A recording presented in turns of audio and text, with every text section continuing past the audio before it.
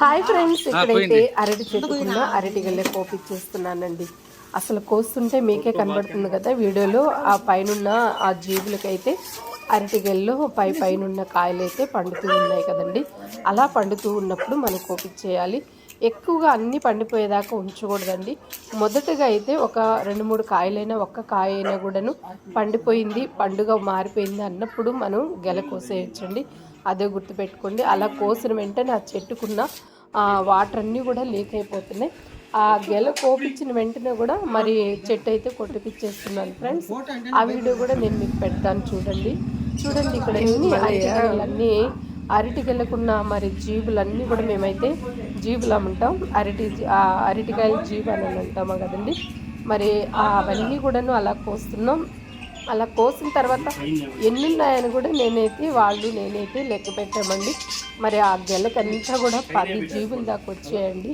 మరి అసలు ఎంత బాగున్నాయంటే, అసలు ఏ మందు లేకుండా మనము సొంతంగా ఇంట్లో చక్కగా పండించుకోవడం, అలా తింటే ఎంత బాగుంటుందో కదా. మరి అరటి పండ్లైనా కానీ, ఏవైనా కానీ, కూరగాయలైనా కానీ మన సొంతంగా ఇంట్లో పండించుకొని తింటే అసలు ఆ ఆరోగ్యమే వేరండి. డాక్టర్స్ అంటారు కదా, మీ ఆరోగ్యం మీ చేతుల్లోనే ఉంది అనని.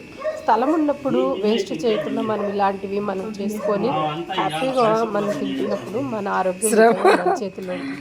బయట కొనాలంటే రకరకాల మందులు కొడతారు, అవి రూములలో మగ్గు పెడుతుంటారు, అవి బయట నుంచి తెచ్చుకొని మనం తింటుంటాం.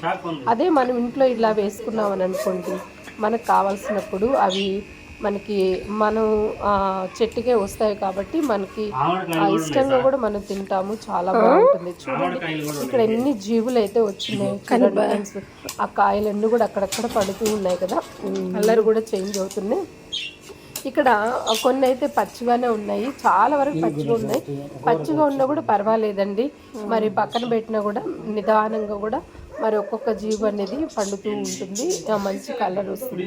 అక్కడ కింద ఒకటి పడిపోయింది చూడండి, అది పడిపోయింది ఎందుకంటే ఆ జీవుకున్న ఒక కాయ అయితే అలా రాలిపోయింది.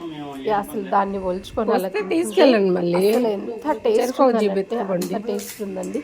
ఇవైతే అమృతపాణి కాయలండి, చాలా అంటే చాలా బాగున్నాయి. నేనైతే బంగ్లాకాయలు అంటున్నాను కానీ బంగ్లాకాయ అసలు మాకన్నా మీరే తీసుకొని తినాలి తెలుసా.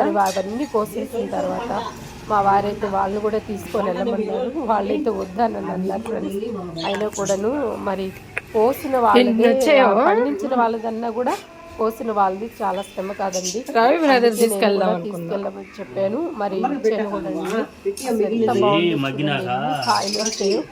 అసలు బయట కొనాలంటే ఈ కాయలు ఎంత రేటు పడుతుందో కదండి.